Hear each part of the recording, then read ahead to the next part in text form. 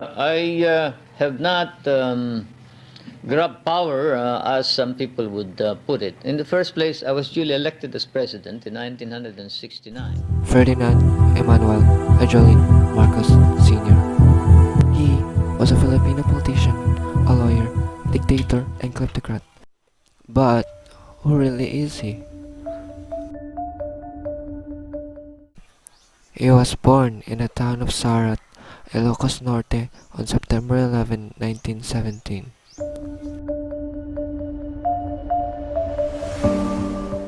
Mariano Marcos, Ferdinand's father, was a lawyer and also a congressman from Ilocos Norte. Josefa Marcos, his mother, was a school teacher. This was a family picture of the Marcoses. From the left to right front row are Pacifico, Elizabeth, and Ferdinand. The youngest Fortuna is not in the photo.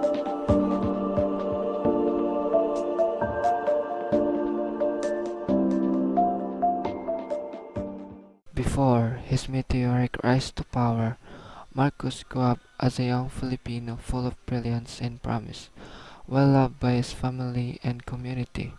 The young Marcos had many admirers and supporters even at an early age. Many believe he would achieve great things in his life someday.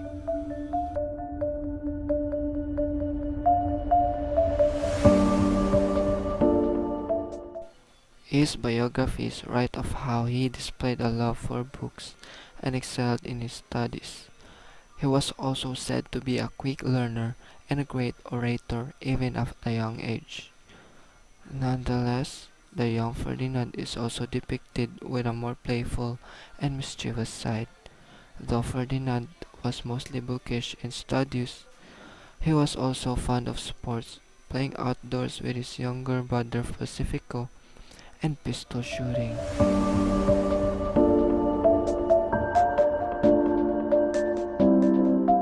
From 1923 to 1929, Ferdinand attended three different elementary schools. He first studied at Sarat Central School and later transferred to Shamrock Elementary School when his family moved to Laoag. When his family settled in Manila, Ferdinand completed elementary school at Ermita Elementary School where his mother also taught. Ferdinand completed high school at UP High School and later attended law school at the same university, graduating as cum laude. As Victor Nitoda writes in The Young Marcos, Ferdinand showed a great promise even during the early years of his childhood.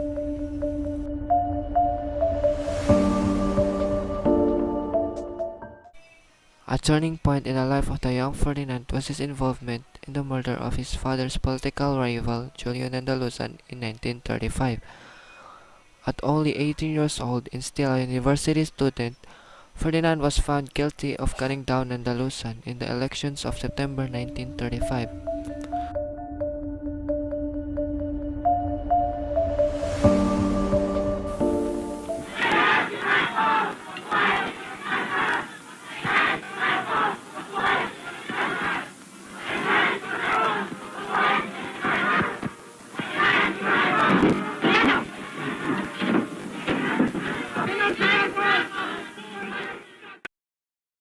Julio Nandalusan bested rival Mariano Marcos for the position of district representative.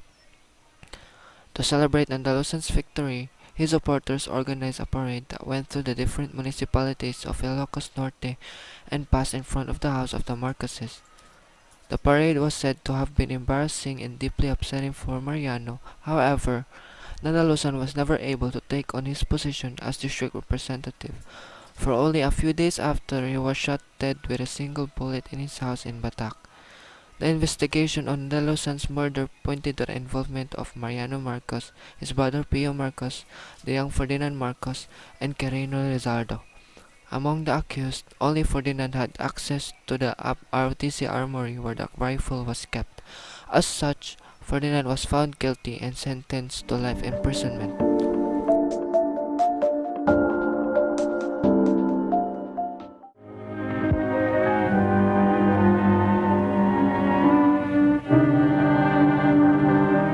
Ako po'y buong puso nagpapasalamat sa mga kinaukulan. Sa pagkakataong ipinagkaloob nila sa akin upang maipagtanggol ko ang aking sarili. 10 ng aking mga kanak. Sa isang pagkakasalang kailanman ay hindi namin ginawa at kailanman ay hindi namin maring gawin. Muling nabuhay sa akin ang diwa ng demokrasya. Nang isang malayang mamamayan, ng isang malayang bansa ay maring umasa sa katarungan ng batas, sa makatuwid. Bilang isang malayang mamamayan ng isang malayang bansa, ay buong aking paniniwala na ang hukumang unang dulugan ng aming lalawigan ay nagkamali sa kanyang hatol sa akin, na ako ay napagbintangan na pumatay sa napaslang Diputado Julio Nalundasan. At tinitiyak ko rin na kung malalaman lamang ng hukumang ito ang buong katotohanan, ay mapagtitibay ng walang alinlangan ang aking pagkawalang sala. Ito ang dahilan, kagalang-galang na ako, kung bakit ko tinanggihan ang pagpapatawad na pinagkakalob sa akin ng ating Pangulo. Ang pagtanggap ng kapatawaran ay nangangahulugan ng pag-amin sa krimen na ibinibintang nila sa akin, at ito'y hindi ko mapapayagan. Following his arrest, Ferdinand sought for an appeal with the intent of defending himself. In the meantime, he also began studying for the bar exam, and despite being imprisoned, Ferdinand managed to top bar the exam that year. With the bar top-notcher set to defend himself in the court, Marcos' murder case was publicized and followed by many. Despite Ferdinand's involvement in the Andalusian's murder, he went on to see a successful career in politics after working as a trial lawyer.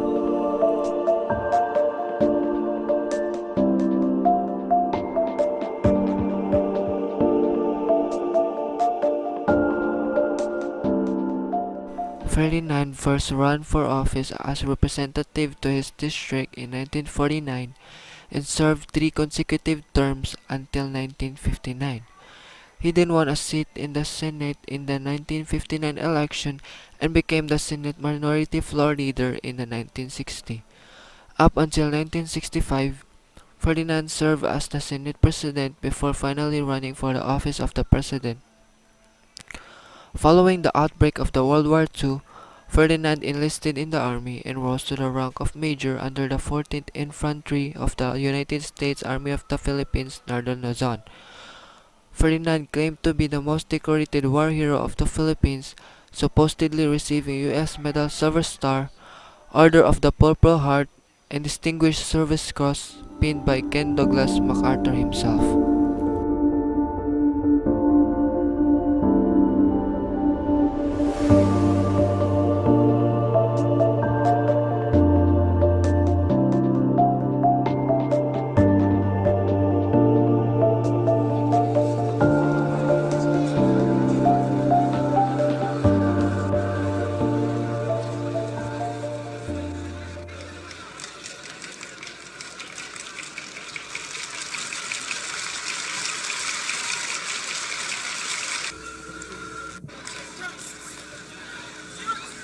I, Ferdinand in Marcos of Batak, province of Norte, having been elected and proclaimed as President of the Philippines, do hereby solemnly swear that I will faithfully and conscientiously fulfill the duties of President of the Philippines, preserve and defend its Constitution, execute its laws, do justice to every man, and myself to the service of the nation, so help me God. Ferdinand Marcos always had the ambition to be the President of the Philippines. In his campaign for 1949 election, he declared that if he would be elected as congressman, he promises to have an Ilocano president in 20 years of time. Marcos was a member of Liberty Party LP, becoming Senate President during makapagagal term. Marcos found his ambition to run for president blocked for a second time when Macapagal decided to run for a second term.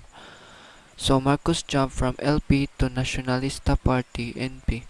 Eventually, the NP's candidate for president, winning against Vice President Emmanuel Palaez and NP nominations for presidency, he also cast himself as war hero, claiming to be the most decorated war hero of the Philippines.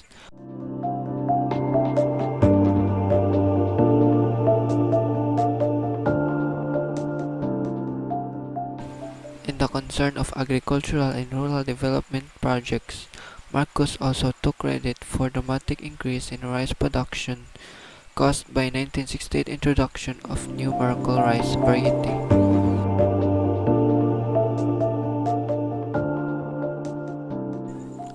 In the formation of industrial monopolies, the majority monopolies linked to Ferdinand Marcos are managed by his close associates, also regarded as cronies by critics. Former First Lady Imelda Marcos insinuated that Marcoses controlled the majority of in the industry of the Philippines. In a 1988 review, she stated, "We practically own everything in the Philippines, from electricity, telecommunications, airline, banking, beer, tobacco, newspaper publishing, television stations, shipping, oil and mining, hotels and beach resorts, down to coconut mining, small farms, real estate, and insurance."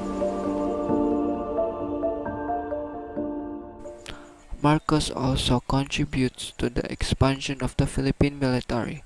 He significantly increased the budget of the armed forces, tapping them in civil projects such as the construction of schools.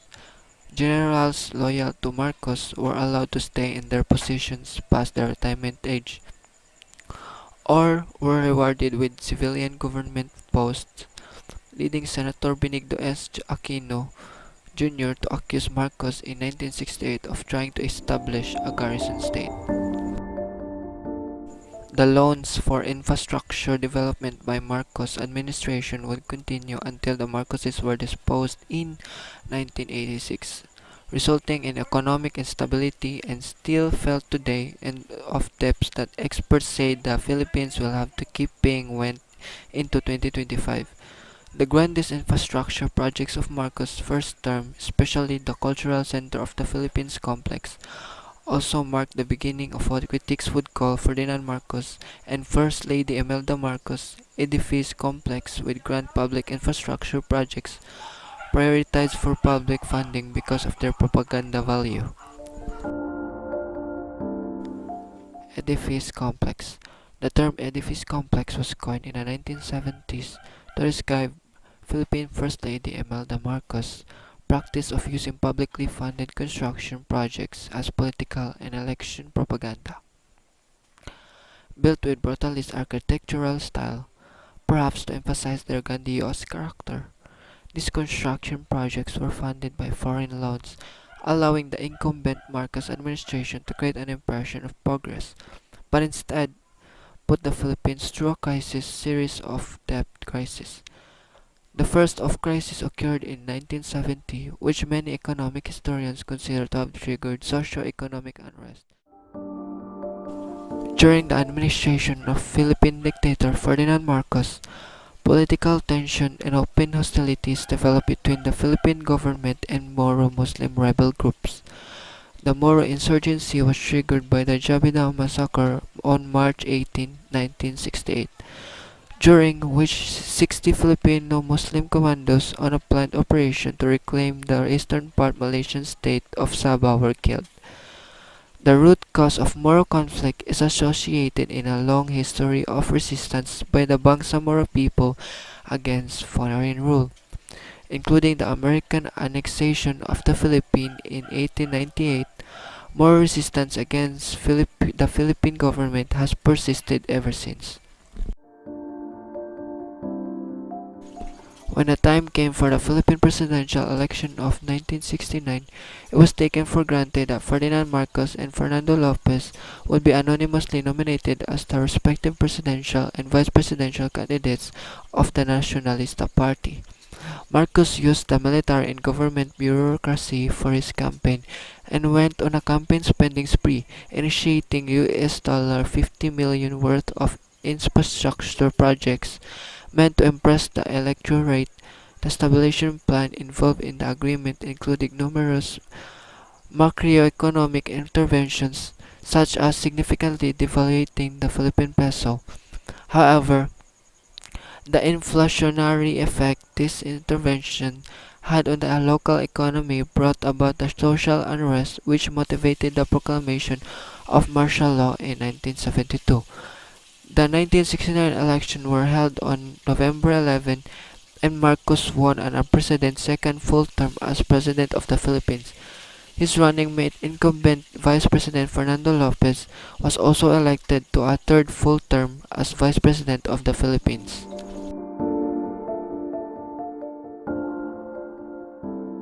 The exchange rate plummeted from 3.9 pesos to the dollar in 1969 to 6 pesos to the dollar in 1970, leading to inflation and eventually general unrest. Marcos won the November 1969 election by a landslide, was inaugurated on December 30 of that year.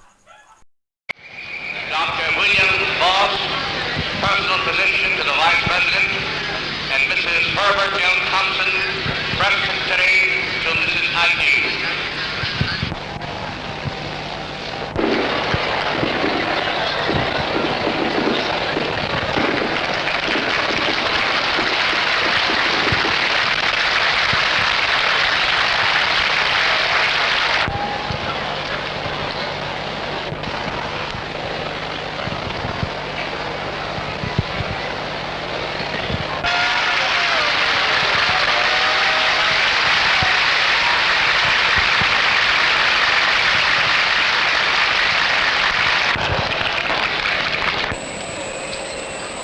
Ako, Ferdinand E. Marcos, ng Batak, Lalawigan ng Ilocos Norte, ay nihalal at itinanghal na Pangulo ng Pilipinas.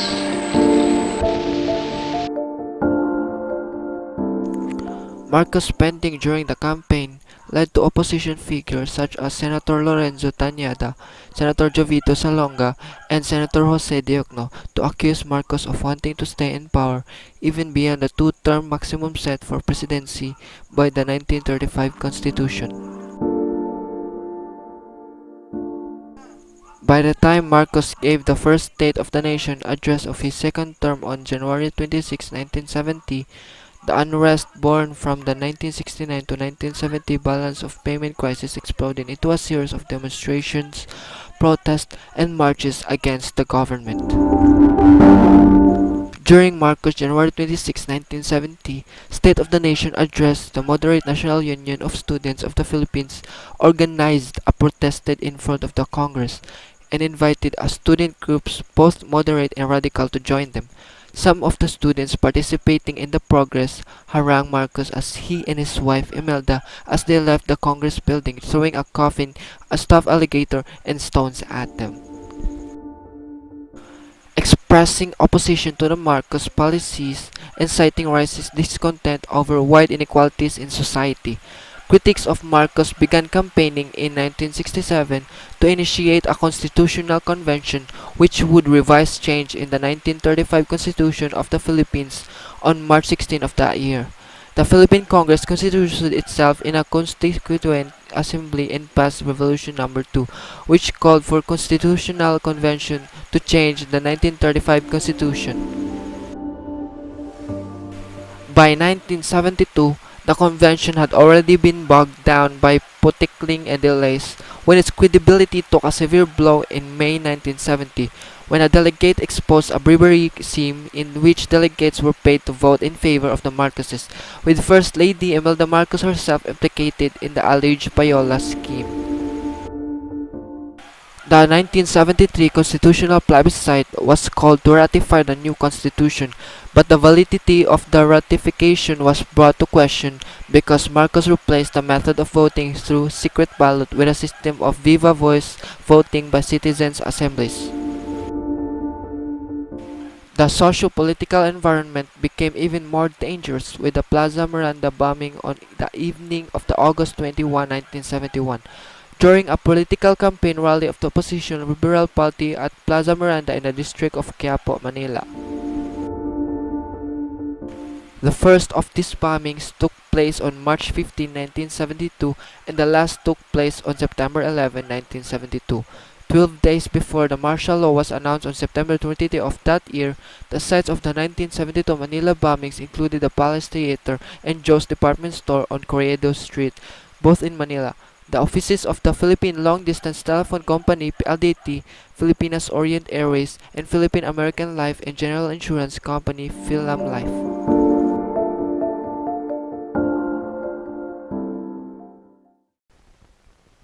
The proclamation of martial law is not a military takeover. I, as your duly elected President of the Republic, use this power which may be implemented by the military authorities, but still is a power embodied in the Constitution to protect the Republic of the Philippines and our democracy. Marcos issued Proclamation 1081 in September 1972, placing the entirety of the Philippines under martial law and effectively extending his term indefinitely. He would be only removed from the presidency in 1986 because of the People Power Revolution. Marcos was the first and last president of the Third Philippine Republic to win a second full term.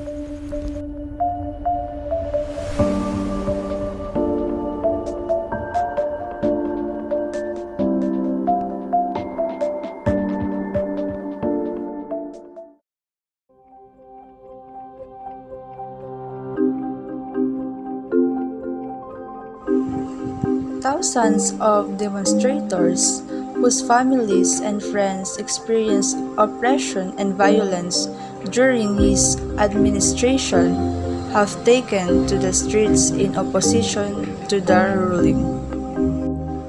If you're Filipino, tell us what you think. Do you agree with the ruling? Did you attend any protests? Do you know people who suffered under Marcos' rule and are disappointed by the decision? Or do you think as a former president and member of the military he deserves to be buried in the Libingan ng mga Bayani? Ferdinand E. Marcos deserves a burial at the Libingan ng mga Bayani? In a few months, we will finally see the burial of President Ferdinand E. Marcos at the Libingan ng mga Bayani.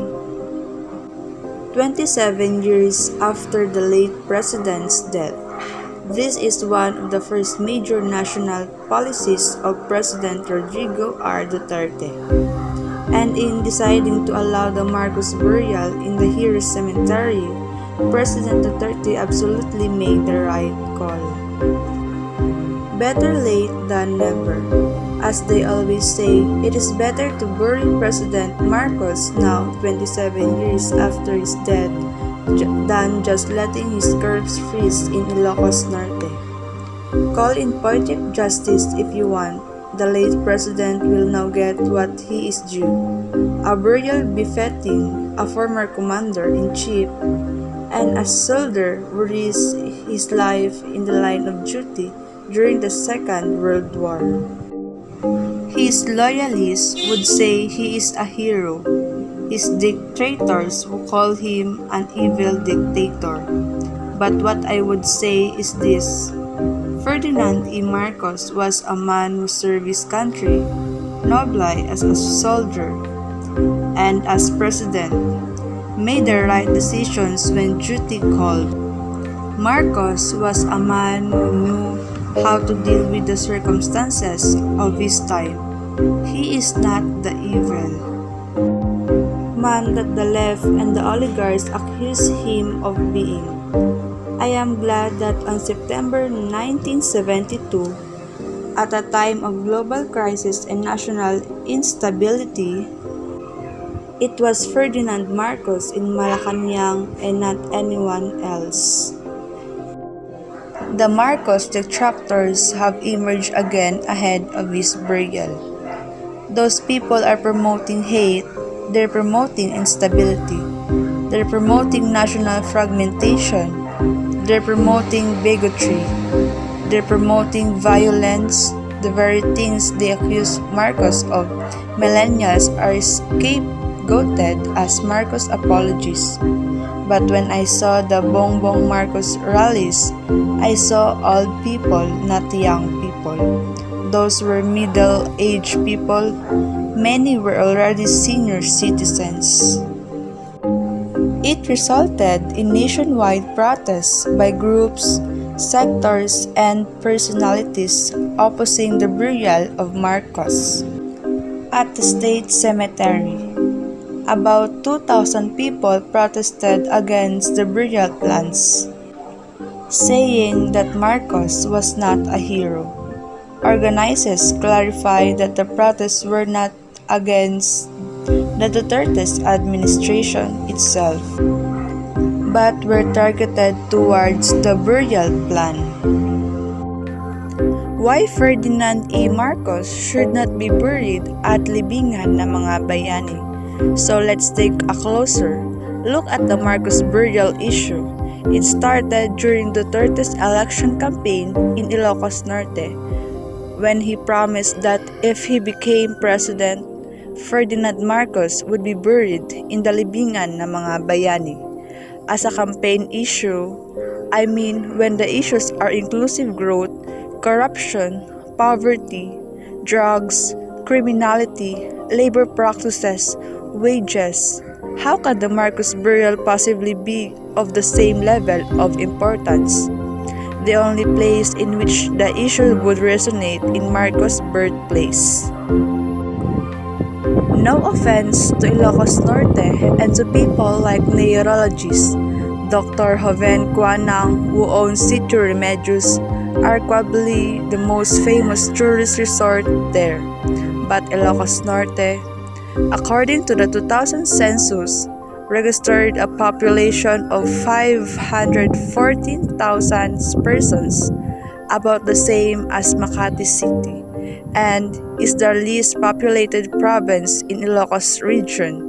It has 12.2% of the total population. I mention this only to show how many people would possibly be mortally offended in Marcos is not buried in the libingan ng mga bayani, which is what Duterte is worried about. Compare that to the population of the Philippines. I would also remind the good people of Ilocos Norte that removing Marcos from there would also remove a tourist attraction. He is part of the package of tourist attractions that include the Malacanang of the North. So think twice about exporting him. In any case, only 3 of the countries President Elpidio Quirino only recently interred there. Carlos P. Garcia and Diosdado Macapagal are in the libingan ng mga bayani.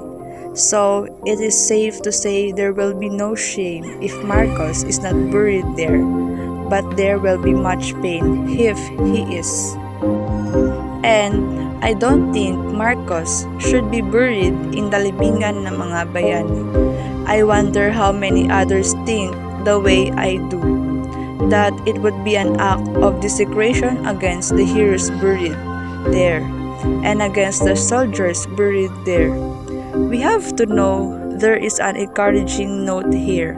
It seems Duterte has conceded that Marcos is not a hero, not when he had so much unexplained wealth, was responsible for the economic decable that led us into a debt crisis, and had so many deaths, disappearances, and incarcerations, including Ninoy Aquino's, Pepe Joknos, and all his political enemies on his hands.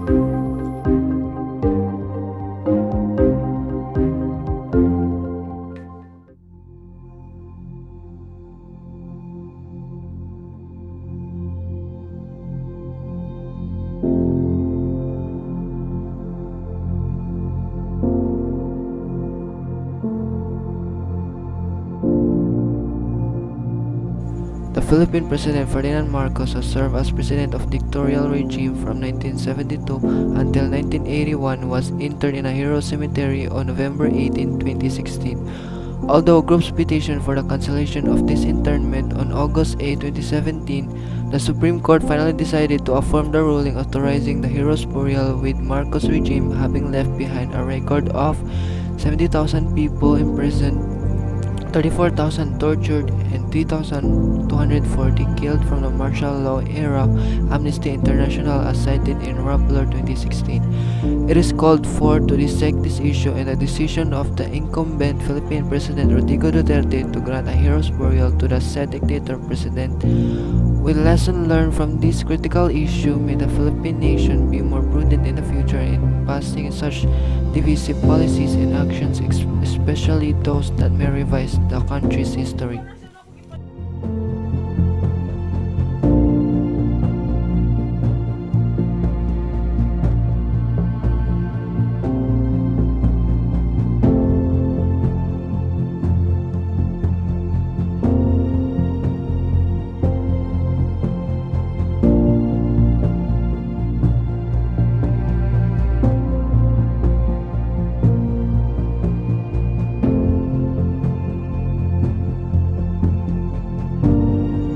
It was Rodrigo Duterte, the incumbent president, who initiated the move, contending that giving President Marcos a hero's burial would heal a divided nation and that Marcos could be viewed as a hero because he had been a soldier during World War II.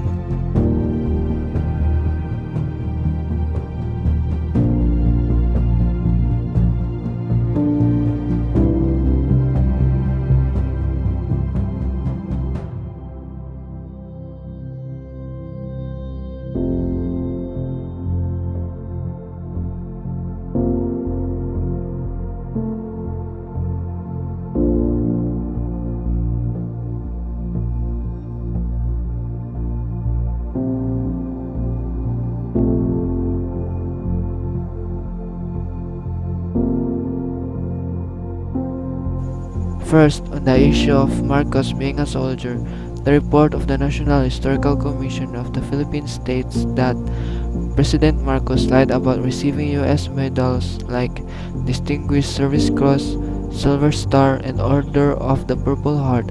His guerrilla unit, ang mga Maharlika, was never officially recognized. U.S. officials did not recognize Mr. Marcos' rank promotion from Major in 1944,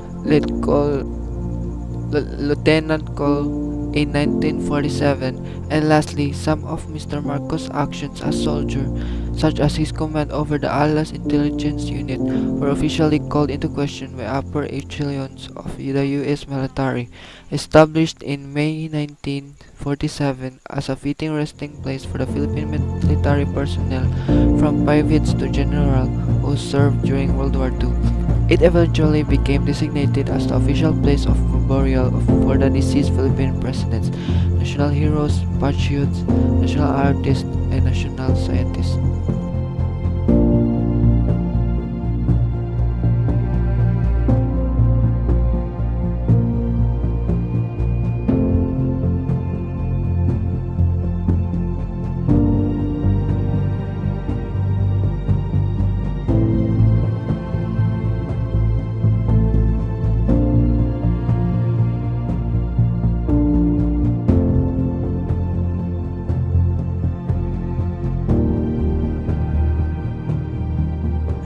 Another of Duterte's arguments was that although Marcos may not be a hero, he was still a president.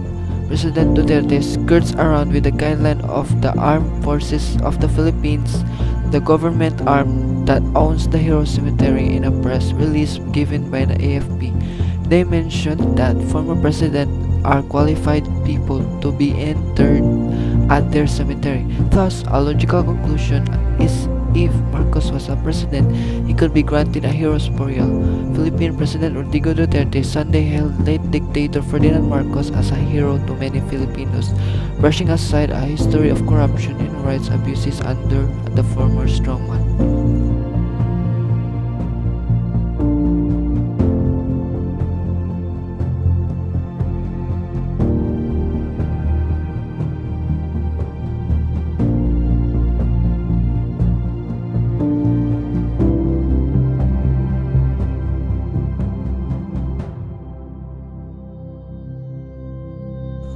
Also, in our opinion, Marcos should be buried in the Hero Cemetery because he was once a soldier who risked his life for our country, and Marcos is a president even though he has a bad background on his administration, but he is still elected as a president in the Philippines that qualified to be buried in the Hero Cemetery.